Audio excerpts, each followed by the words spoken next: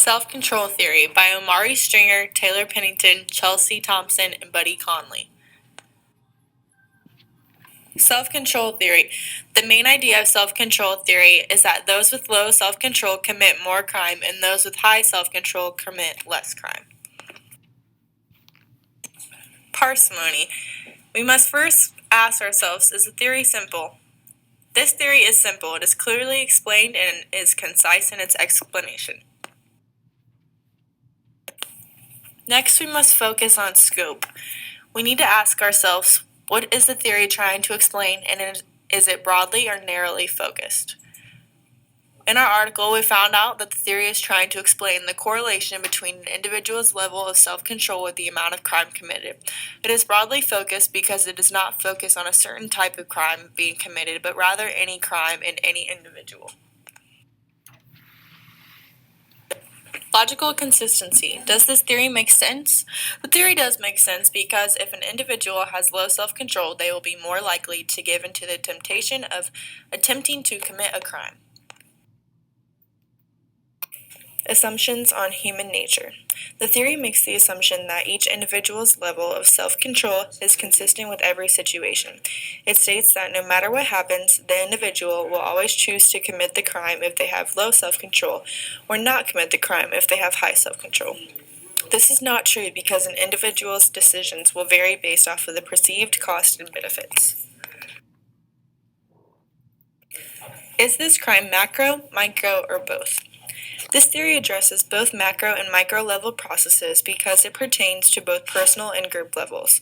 The studies we read about in the article describe certain individuals as well as groups and how the theory applies to each of them.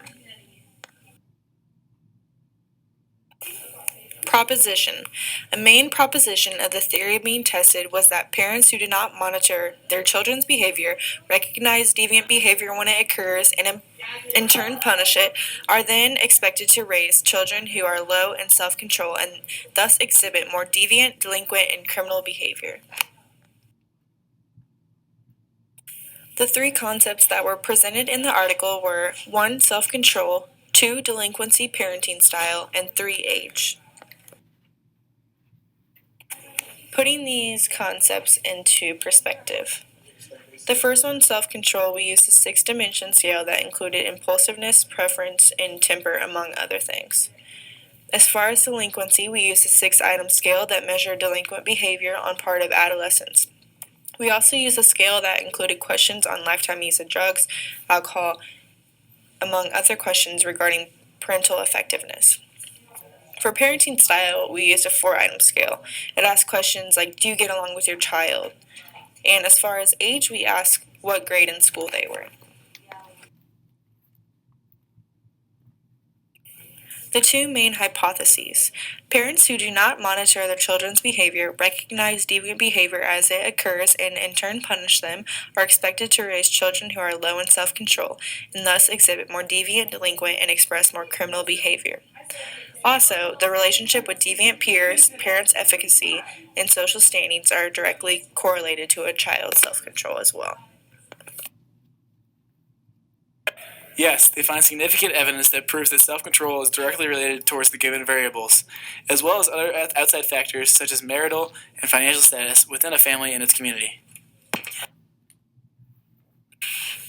In regards to the broader theory, the findings overall support the theory and in the end provide even more examples to support the hypotheses and the theory as a whole.